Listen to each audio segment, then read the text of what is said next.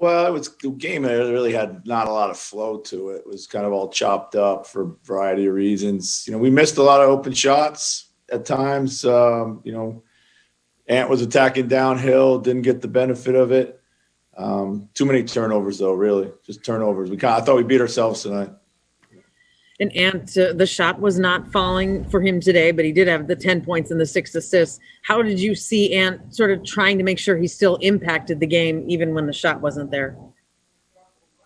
Well, he rebounded well, and we tried to put pressure on the rim by going downhill, and I don't think he got to the free throw line or not. But he played.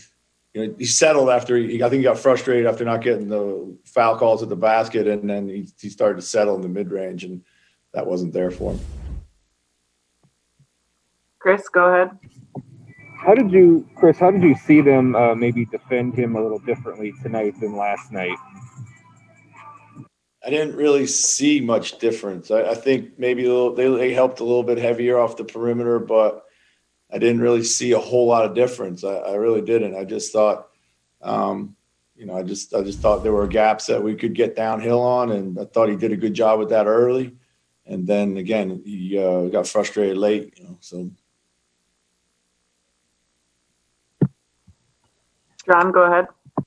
Chris, it seems like they beat you to a lot of loose balls, maybe won some hustle plays. Just, do you think guys were a little heavy-legged, or, a little disappointing that you weren't kind of winning some of those battles there? Yeah, I thought we were playing hard, and we were, a couple early ones just bounced their way. But we just got to keep playing through. They did get the 50-50 battles. We talked about that at halftime.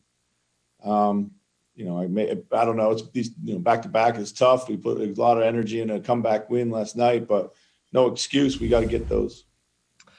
Also, what did you think of just the little what you saw of Jarrett tonight, just in him getting back out there? Yeah, it's just good to see. We've got another defender out there. He's pretty active off the ball with some cuts and curls. It's a good first step, but we just have to try to keep blending him in the lineup. Jace, go ahead. Hey, Chris.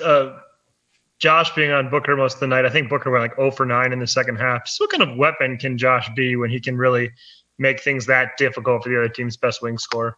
Well, special again tonight. The 2 plays he made in transition were, all out effort plays, and those are inspirational for your team. I just wish we could have capitalized on them on the other end. And then bench production was a little bit down tonight. Did you think it was just kind of one of those nights, or? Yeah, I just, again, we had some open looks. Jaden has some open looks. I know he's a starter, but tonight he was a starter. I did, Iwancho had some open looks.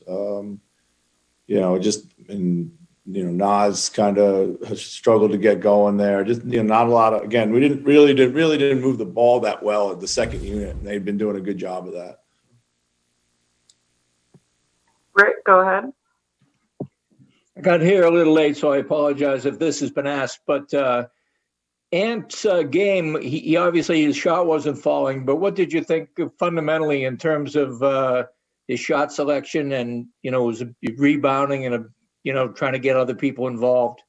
Yeah, he did a good job of playmaking, kicking out, getting to spots on the floor. I thought his shot selection was a little bit of a step back from where he had been over the last few games. But, we'll get that corrected again. Dane, go ahead. Coach, you talked on Wednesday, I think it was, after practice, kind of about, at times wanting to have Cat let it fly on the perimeter a little bit more. Is it kind of a balance for him in needing to maybe pass out of the post more, but on the perimeter, is that where you're talking about, I guess, where you're wanting him to let it fly a little bit more? Well, I want him to let it fly, like catch it, shoot in a rhythm. If he's open and he feels good about the shot, let it go. I don't want him to pump fake himself covered, if that makes any sense to you. And he did a good job with that last night. I thought Cat played great tonight. That's on me. I got to give him the ball more. Got to direct the ball to him more at times, particularly when we were really struggling to score there in the third quarter. Does it feel like to you that he's a little bit more pump faking those a little bit more, a little bit more hesitant on the perimeter with the threes? I don't think it's hesitancy. I think he has a matchup he's looking to take, and I think the shot is there oftentimes, but he's a great player, and we trust his instincts. Chris, go ahead. I was just wondering, kind of looking down the road a little bit here. You're going to get Malik back in about a week or so, and D'Angelo is on his way back. How much have you kind of given thought to how this is all going to look when these guys return? Because I imagine those two guys are going to have a significant impact on kind of how everything looks once they're back. Yeah, and I mean, don't forget we're missing J-Mac too. Honestly, I haven't given it a whole lot of thought right now. I'm just trying to coach this team that we have right here. These guys have been doing a really good job of buying in, playing together, starting to establish a little bit of an identity, and I think I like that. Of course, we're excited to get those guys back in the mix, and they're going to have a big, like you said, a big impact on everything we do moving forward. But we'll worry about that when they come back. I haven't really thought strategically about any of that. We'll go last question to JC. Yeah. Hi, Coach. Ricky Rubio had today 21 points, but he's not always so productive. What does he need to do to have that impact in the same impact in most of the games? I mean, Ricky's playing at a high level for us right now. I think he's playing his best basketball of the season. I'm not sure we need to ask him to do any more. I think he just needs to sustain kind of where he is at right now. I think he's doing a good job of picking his moments to be aggressive to score. Of course, he's an outstanding playmaker. Hey, Chris, when you change the starting lineup, is that kind of a concern in the back of your mind of like, how is this going to affect the rhythm of the second unit, knowing that it's going to be a little bit different? Yeah, that was definitely a concern of ours, and it might have happened a little bit.